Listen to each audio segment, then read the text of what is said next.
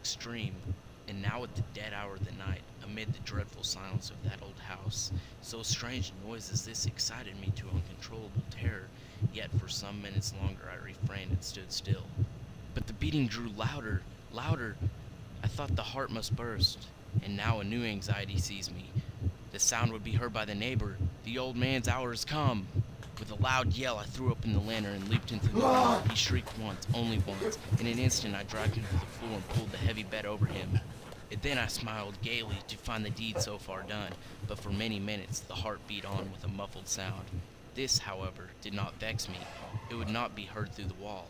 At length it ceased. The old man was dead. I removed the bed and examined the corpse. Yes, he was stone dead, stone dead.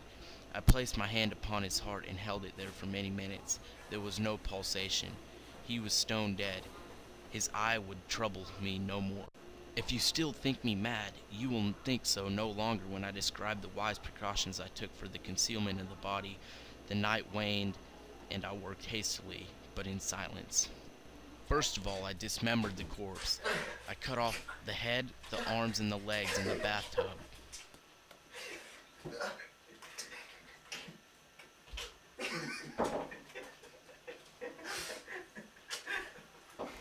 Take that.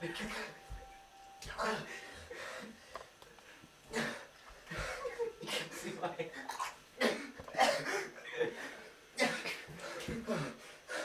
Then I washed all the blood down the drain.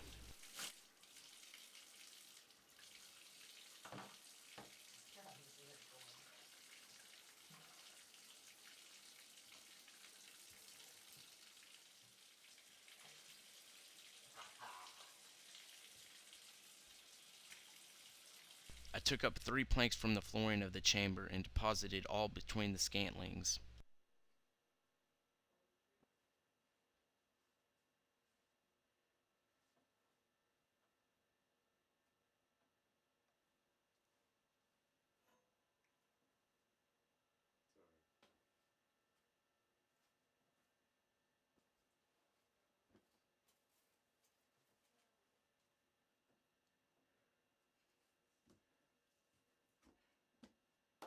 When I had made an end of these labors, it was 4 o'clock, still dark as midnight.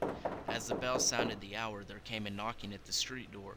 I went down to open it with a light heart, for what had I now to fear?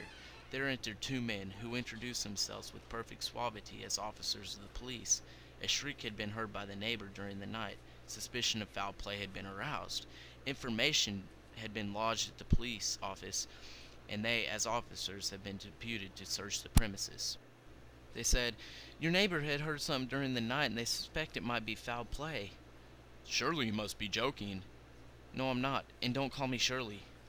I smiled, for what had I to fear? I bade the gentleman welcome. The shriek, I said, was in my own dream. The old man, I mentioned, was absent in the country. I took my visitors all over the house.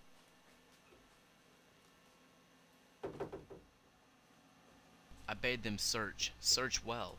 I led them at length to his chamber. I showed them his treasure, secure, undisturbed. In the enthusiasm of my own confidence, I brought chairs into the room, and desired them here to rest from their fatigues, while I myself, in the wild audacity of my perfect triumph, placed my own seat upon the very spot beneath which reposed the corpse of my victim. The officers were satisfied. My manner had convinced them. I was singularly at ease. They sat, and while I answered cheerily, they chatted of familiar things. But ere long, I felt myself getting pale and wished them gone. My head ached, and I fancied a ringing in my ears. But still they sat and still chatted. The ringing became more distinct. I talked more freely to get rid of the feeling, but it continued and gained definitiveness until, at length, I found the noise that was not within my ears. No doubt I grew very pale, but I talked more fluently and with a heightening voice, yet the sound increased, and what could I do? It was a low, dull, quick sound, much such a sound as a watch makes when enveloped in cotton. I gasped for breath, and yet the officers heard it not. I talked more quickly, more vehemently, but the noise steadily grew. I arose and argued about trifles, in a high key and with violent gesticulations, but the noise steadily increased. Why would they not be gone? I paced the floor to and fro with heavy strides, as if excited to fury by the observations of the men, but the noise steadily increased. Oh God, what could I do? I foamed, I raved, I swore.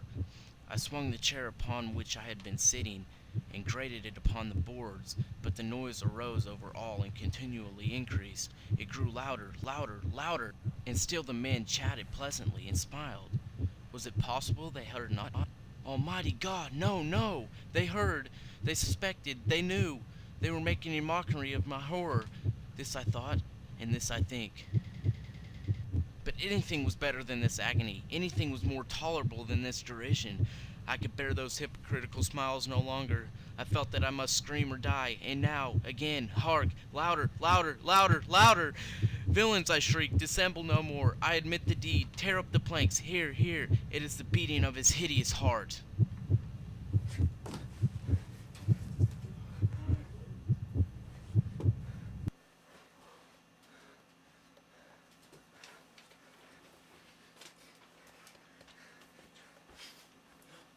it off.